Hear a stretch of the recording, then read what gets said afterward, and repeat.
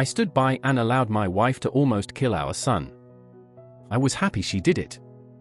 Okay, fair warning, this one is long as hell. Apologies for that, but this is very hard for me and I have been carrying it for a lot of years. On the advice of my therapist, I've written it all out to try to work out my feelings on it. He didn't advise me to submit it to Reddit, of course, but I have struggled with this for a long time and I need to hear other people's opinion on it. I still really have no idea how I feel about it, even after all these years, but I will submit for judgment by the masses.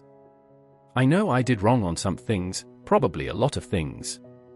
I tried to do my best that I could. My son was very troubled. Very troubled.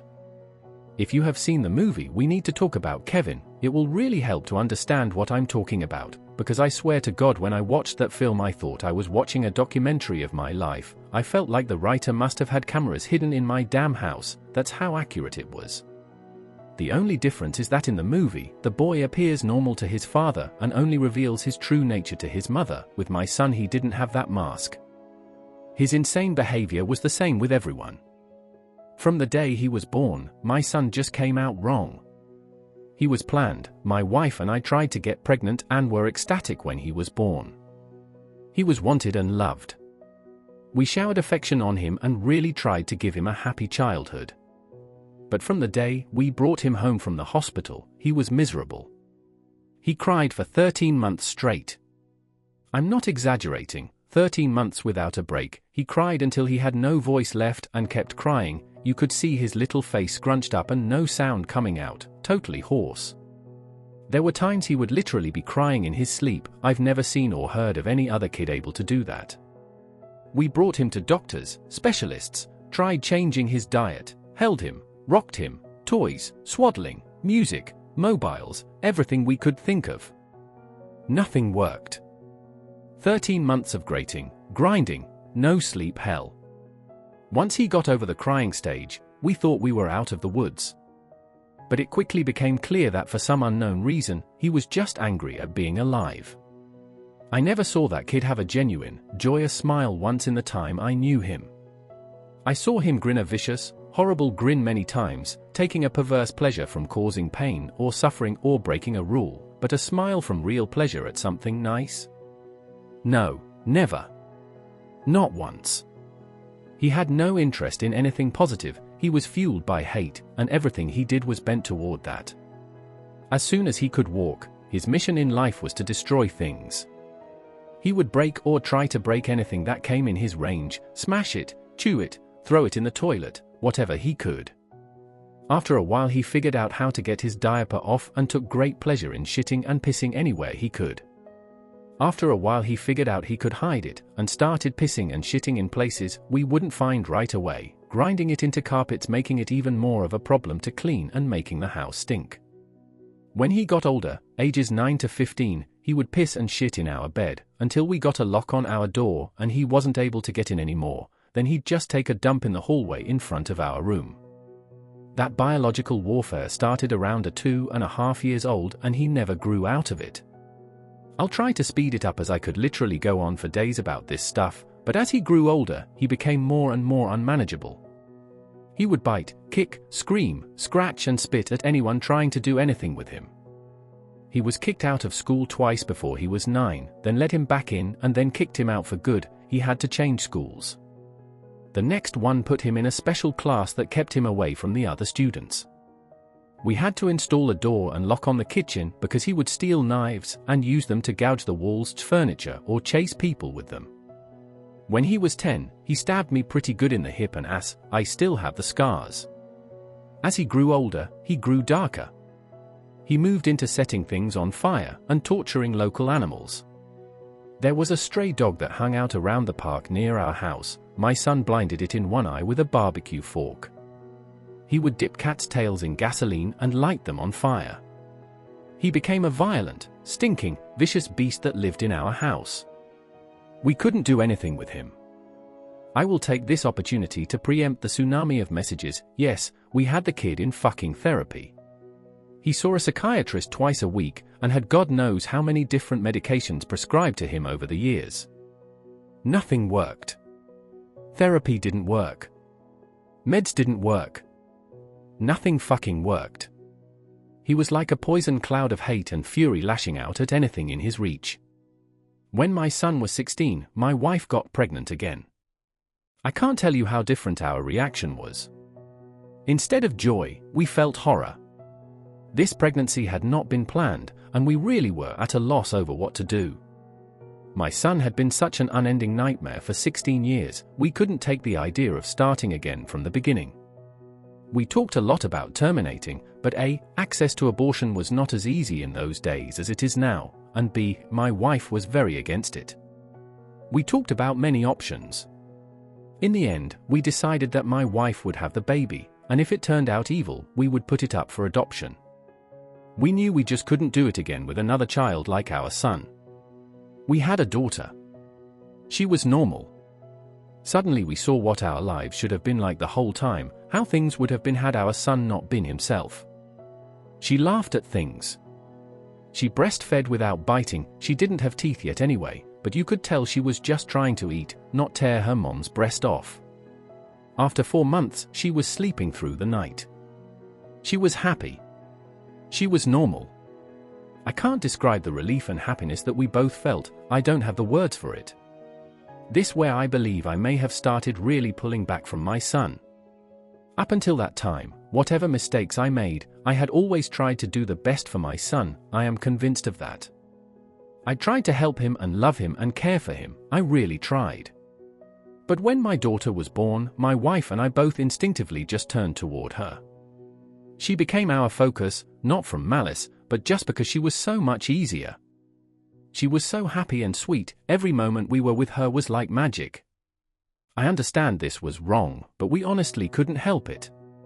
I don't have a better explanation than that. My son hadn't given a shit about my wife being pregnant, I honestly don't know if he really understood it, but when we brought our daughter home he started acting out even more. I didn't think it was possible, but he took it up another notch. At this time he was 17, and we were having blowout screaming matches daily. Usually after we fought, he would storm out of the house and disappear for hours at a time, or come back the next morning. It was a relief. I started to actually look forward to our fights because it would get him away from us for a while. After the birth of our daughter, my relationship with my son was almost entirely gone, our only real interactions were screaming at each other. My wife was even worse with him, she just had nothing left. By that time, if our son even came into the same room as her, she would just stop whatever she was doing and start screaming, "Get the fuck away from me! Get away! Get the fuck out," until he left. He started spending more and more time out of the house, which was a blessing for us. I have no idea what he got up to out in the world, but we were just happy it wasn't being inflicted on us. As a consequence of our son's behavior, we had invested heavily in locks around our house.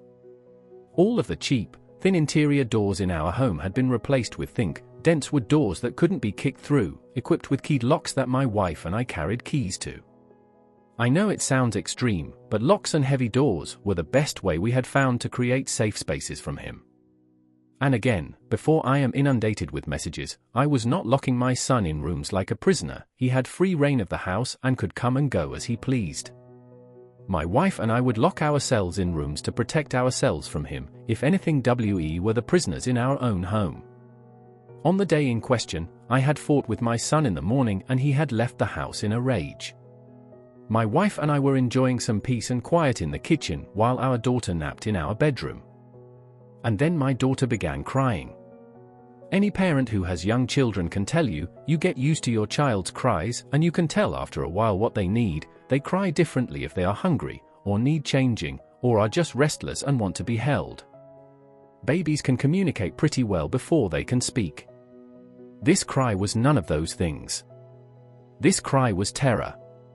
The second we heard it, my wife and I were both up out of our chairs and running to the room. The door was locked, of course, and it took a few seconds to get the right key and get it open. My son was in the room. We lived in a bungalow, and the bastard had climbed in the window to get to her. He was standing over her crib with a steak knife in his hand. I have no idea where he got it, it wasn't one of ours, we controlled our knives very carefully and always kept them in locked drawers. I think he may have stolen it from one of our neighbors' houses. He had broken her skin twice already, once in the belly area and once on her arm. I could see blood running down. When I entered the room, he was dragging the back of the knife down her face, not cutting, almost tickling her with it, teasing her while she screamed. He looked up at us and smiled. Before I knew what I was doing, I was already moving, running to put myself between them. I didn't think about it, I just moved instinctively. Even with that, my wife got there faster. It was like a movie on fast forward. She got to our son and bashed his hand away, knocking the knife across the room, and then shoved him with her whole body weight, so hard that he flew away from the crib and bounced off the wall. I picked up my daughter and held her while my wife screamed us. I could see her shaking, almost convulsing. I can remember the smell of the room, the sound of my daughter screaming and wailing. The look on my son's face as he stood there. Just nothing. Blank, dead, there was nothing in his eyes, no emotion. He looked like an alien to me. I watched my wife take a step toward him. I could have reached out and stopped her, but I didn't. She stepped forward again, very close to him. I could have stopped her again. But I didn't. She waited, looking at him for maybe 3 to 5 seconds without moving. And then she punched him in the face. Now until this point, you may have been picturing my wife as a typical woman, small frame, dainty, delicate. This is not the case. My wife does have a small frame, but dainty and delicate she is not, never has been since I've known her. Since her early teens, my wife has been a boxer. MMA didn't exist back then, but karate and boxing were big in those days, and my wife was a very talented amateur. She was about 130 pounds, she carried a lot of muscle and she knew how to punch. I had 70 pounds on her back then, and I have no doubt that in a real fight between me and her she could have and would have pounded me flat. Neither of us had ever laid a hand on our son in anger before, but something broke in her that day, and all the years of anger and pain and sorrow and frustration just came pouring out. When she hit him, his head snapped back and blood started pouring out of his nose. He hardly reacted, he just looked at her with this shocked expression like he didn't know how to process what had just happened. She waited another second. And then she hit him again. I could have reached out and stopped her. I could have dragged her out of the room, taken her away, calmed her. I didn't. I just stood there and watched while she systematically started to pound him to a pulp. Every time he brought his hands to cover one part, she would blast him somewhere else, body, head, over and over. He started screaming, crying out, yelling for her to stop. It's the most genuine reaction I'd ever seen him have to anything in his whole life. But she wasn't stopping. I watched her ramping up, hitting harder, faster, working him like a heavy bag. He tried to swing at her, and she slipped him easily. She was on autopilot, sinking down into her training. I stood there watching for a minute. Then I turned my back on them and took my daughter out of the room. I brought my daughter to the kitchen and gave her a bath in the sink. I found that he had cut her a third time on the sole of her foot. All the cuts were superficial. I cleaned her up and held her until she calmed. I put Polysporin and band-aids on her cuts. In our bedroom, I could hear my son screaming, calling my wife horrible names, telling her he would cut her head off and fuck her corpse. After a while, I didn't hear him saying anything anymore, didn't even hear him crying out. I assumed that he must have been knocked out. But I could still hear her beating him. That went on for a long time. Long enough for my daughter to drift off to sleep in my arms. I just sat at the kitchen table waiting for her to finish. Finally, she came out and sat down across from me. Her hands were swollen and red. Her face and arms were splattered with blood. Her chest was heaving. We just stared at each other without saying anything. After a while I asked her, "Is he dead?" She looked back at me and answered, "I fucking hope so." I nodded. That was all there was to say about that. I understood how she felt perfectly. I felt the same. I didn't know what to do, so we just sat there waiting silently. Eventually, my wife started crying and went to go take a shower. I just stayed where I was holding our daughter. After a long while, I heard moaning and sobbing coming from our room. It turned out that my son wasn't dead. I went in to see how bad it was, and it was pretty bad. I've never seen a more merciless beating laid onto anyone, before or since. He was lying on the floor, rolling around with blood leaking out of his face, lying in a pool of vomit. His nose was squashed flat out across his face, both of his eyes were completely swollen shut and starting to blacken already. I could see that a couple of his fingers were bent out at weird angles and he had pissed his pants. I think he must have been missing teeth, but I couldn't see any on the floor and I couldn't see inside his mouth, his lips were all puffed up and swollen. From talking to my wife about it later, I know now that she had systematically beaten every part of his body, focusing heavily on his legs. She told me she kicked him in the groin repeatedly until her legs got tired, and had kept beating his body long after he had passed out. When my wife came out of the shower, I still didn't know what to do about our son. I didn't know whether to call the police or an ambulance, take him to the hospital myself. I honestly didn't have any idea what to do. After a while I realized that I simply didn't care what happened to him anymore, and we decided to just let him live or die on his own. There was an in-law suite in the basement that we had never really used, and my wife, my daughter, and I just moved down there. We simply ceded the top floor of the house to my son and locked everything down, separated our lives entirely. There was plenty of food in the upstairs cabinets, enough for a couple weeks or more. He had a washroom and bedrooms to use. We had a washroom in the basement, a small kitchenette, and a separate entrance, so we just stopped going upstairs. We just decided we were done with him. I figured we'd let his food run out and see what happened. Over the next week, we could hear him moving around upstairs sometimes. I think he just spent most of time lying in bed recovering. I went to work, watching on high alert in case he attacked me in the driveway, but he never did. My wife stayed home with our daughter. She was never out of our sight. One night, we heard him going ballistic, smashing things and banging. We didn't respond. He never tried to get downstairs or get near us though.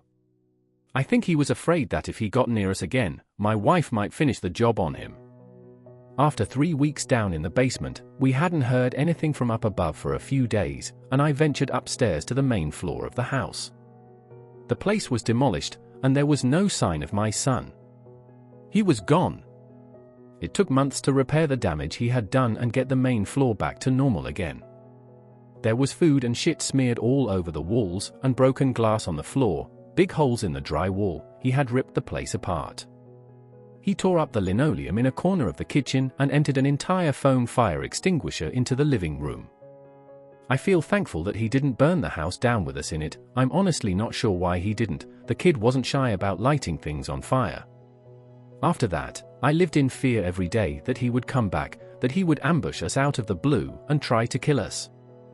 We moved house about 3 years later and I finally stopped being afraid that he would show up again, as now he had no idea where we were. I finally felt safe from him. All this happened a long time ago. My son was born in the spring of 1971, my daughter was born in '88. I'm an old man now, I'll be 70 this year, and my wife passed from cancer in 2016. My daughter is 31 now. I moved in with her and her husband after my wife passed. I've got 2 granddaughters and they are the joy of my life. I see a therapist a couple times a month to talk about all this. I don't know where my son is. The last time I saw him was when he was lying on the floor of our bedroom, bleeding and smashed. I haven't heard from him since he left, more than 30 years now. I don't want to. I carry a lot of guilt from that time, and a lot of conflicted emotions. I didn't beat him myself, but I allowed him to be beaten, and I thought he deserved it. I was happy it happened. I didn't try to kill him, but I would have been happy if he died. I will say that I do hope he was able to overcome his demons and go live a normal life somewhere. If he wasn't able to do that, if he stayed the way he was, then I truly do hope someone out there killed him. When I knew him he was a rabid dog, and whichever way it went I just hope he isn't still out there hurting anyone else.